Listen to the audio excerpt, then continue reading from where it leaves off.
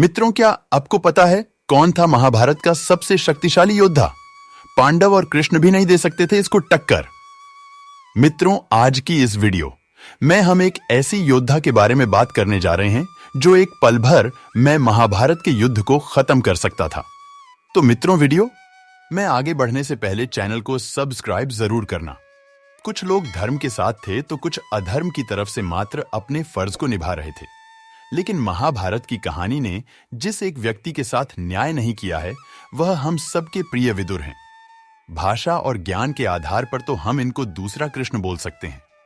ऐसा बोला जाता है कि वे धर्मराज का ही रूप थे। मित्रों, अगर पूरे महाभारत में सबसे शक्तिशाली योद्धा कोई था तो वह विदुर ही थे। वे अगर चाहते तो अपने चमत्कारी धनुष से एक तरफ की पूरी सेना को पल भर में खत्म कर सकते थे। यह चमत्कारी धनुष खुद कृष्ण ने उनको दिया था, लेकिन उनको भली भांति पता था कि अगर मुझको युद्ध भी करना पड़ा तो कौरवों की तरफ से युद्ध करना होगा। तभी शायद उन्होंने युद्ध लड़ने से इनकार कर दिया था।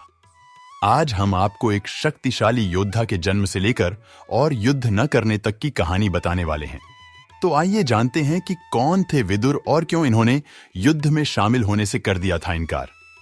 मित्रों, ऋषि मंदव्य को एक राजा ने चोरी के आरोप में सूली पर चढ़ा दिया था, लेकिन कई दिनों तक सूली पर लटकने के बाद भी ऋषि मंदव्य की मृत्यु नहीं हुई।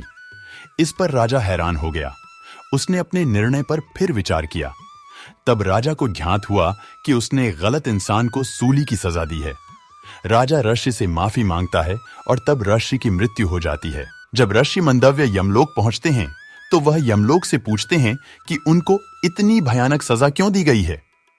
तब यमराज ने बताया कि जब वह 12 साल के थे तो उन्होंने एक पतंगे को सुई से मारा था। यह सुन ऋषि को गुस्सा आता है और वह कहते हैं कि तब वह बालक थे और ज्ञान का अभाव था। यह सजा न्याय नहीं है और उन्होंने यमराज को श्राप दिया था कि उनको पृथ्वी पर अछूत के घर जन्म लेना होगा। इसके कारण विदुर का जन्म एक दासी के पेट से हुआ था। विदुर को कृष्ण से कम आंकने की गलती किसी ने भी नहीं की है। जब वे अपनी बात रखते थे तो सभी लोग ध्यान से उनकी बात सुनते भी थे।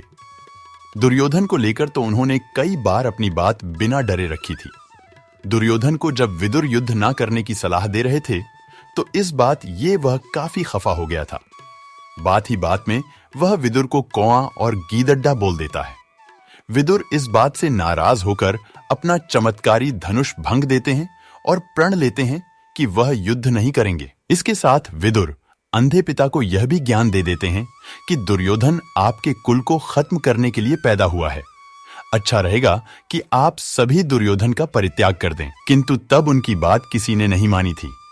विदुर को पांडव हमेशा प्रिय लगते थे, इसीलिए असंभव था कि महात्मा विदुर पांडवों के खिलाफ युद्ध करे।